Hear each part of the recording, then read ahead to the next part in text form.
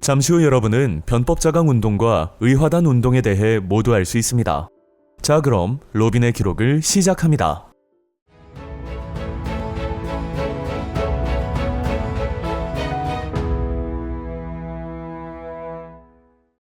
청나라가 청일전쟁에서 패배하여 타이완을 일본에 할양하고 막대한 배상금을 지불하게 되자 중국 사회는 큰 충격에 빠졌습니다.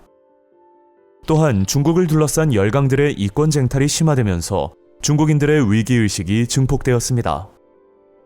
이에 단순히 서양 기술만을 모방하였던 양무운동의 한계에서 벗어나 중국을 강력한 국민국가로 변모시키기 위한 정치, 사회적 개혁이 필요하다는 인식하에 변법자강 운동이 전개되었습니다. 변법자강 운동은 진보적인 공양학자 캉유웨이와 정치제도 개혁을 주장한 량치차오 등 개혁 지향적 지식인들이 주도하였으며 광서제의 지지를 받아 일본의 메이지 유신을 본뜬 근대화 개혁을 시도하였습니다. 사람들은 서양의 병사와 말의 강건함, 함선과 대포의 예리함, 기계의 신기함만을 보면서 그들이 세계를 쟁취할 수 있다고 생각한다. 하지만 가장 근본은 그들이 정치를 운영하는 데 있다. 의회를 설립해서 백성의 뜻을 하나로 뭉쳐 민기를 강하게 만들었을 뿐이다. 이와 같이 정관잉의 성세위원을 통해 변법자강 운동의 사상적 배경을 알 수 있습니다. 캉유웨이와 량치차오 등의 지식인들은 일본의 메이지 유신을 참고하여 서양의 의회 제도와 입헌군주제 도입을 목표로 중국 정치 체제를 개혁하고자 하였습니다.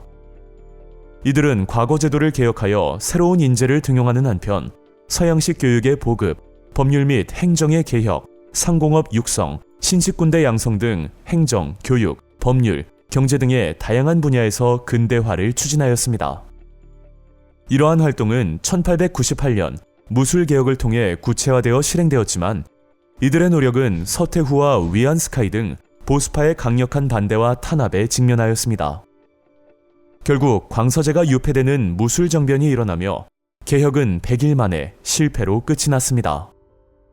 개혁운동의 실패, 기독교의 확산, 그리고 서구 열강의 침략과 이권 침탈이 심화됨에 따라 중국 내 반외세 감정은 크게 고조되었습니다. 이러한 가운데 산둥성 농민들을 중심으로 백년교 계통의 비밀 결사인 의화단이 조직되어 의화단 운동이 전개되었습니다. 이는 서구 문화와 기독교에 반대하며 중국의 전통 문화와 독립을 수호하고자 한 운동이었습니다. 의화단은 의화권이라 불리는 무술을 연마하며 청을 도와 서양 세력을 멸하자는 부청 멸량의 구호 아래 대규모 봉기를 일으켰습니다. 이들은 교회, 철도, 전신 등을 파괴하고 청 정부의 지원을 받아 베이징의 외국 공관을 포위하여 습격하였습니다. 신이 의화단을 돕는 까닭은 도깨비 같은 놈들이 중국을 어지럽히기 때문이다.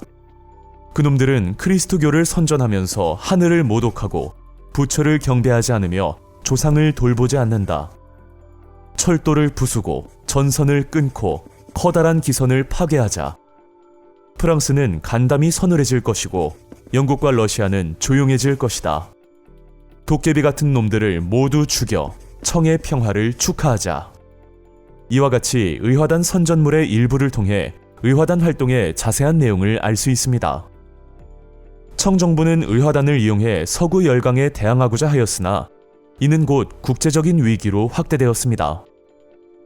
이에 영국, 독일, 일본 등 8개국은 자국민 보호를 명분으로 연합군을 결성하여 중국에 개입하고 의화단을 진압하였습니다. 그 결과 청은 1901년 신축조약을 맺어 열강에 막대한 배상금을 지급하고 외국 군대의 베이징 주둔을 허용해야 했습니다. 이는 청나라의 주권과 경제에 큰 타격을 주었으며 중국 내 반식민화 정서를 더욱 심화시켰습니다.